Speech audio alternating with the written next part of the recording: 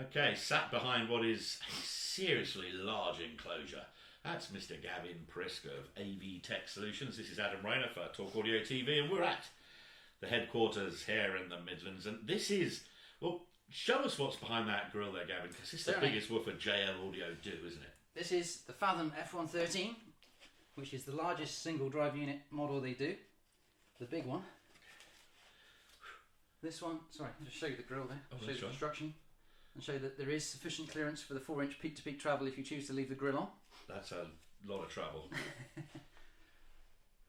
This one has a 3 kilowatt amplifier, 13.5-inch drive unit. Tell us about the differences between, I mean, this is called the V2, isn't it? We had a look at all the features and so forth of the 12-inch version.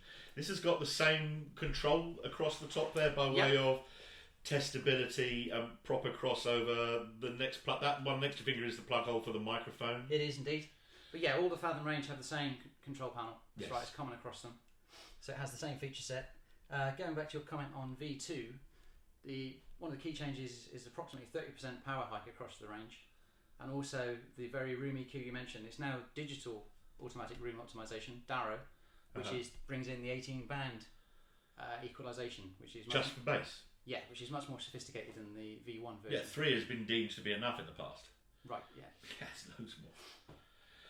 So, how much does the damn thing weigh? Because I can see you're struggling to put it in place. This one weighs in at 60 kilos. So, over 120 pound weight. That is biblical. My God. Is. Awesome. And how much is one of those in the UK these days in 2017 prices? Do we know? I asked my... I'm going to have to... It'll be across the screen about here in graphics when we get to see this. Well, moving swiftly onwards from that. The thing is, though, is that the one before it was like $3 grand. So is this a thick under $5 grand? I would have thought this woofer.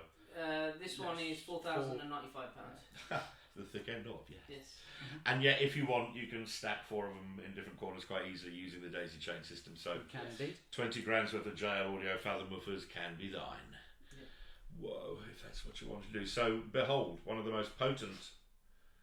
I'll read the spec off there. What's the bottom cut off of it? 1.5 dB down. Go on, how many hertz? 20. 20 hertz. So by the time you're -3 and -6, you're deep into not just subsonic, but I reckon this could play infrasonic and actually do that frightened elephant thing, you know. Gavin, thank you so much. What an awesome piece of kit. And the website again, of course?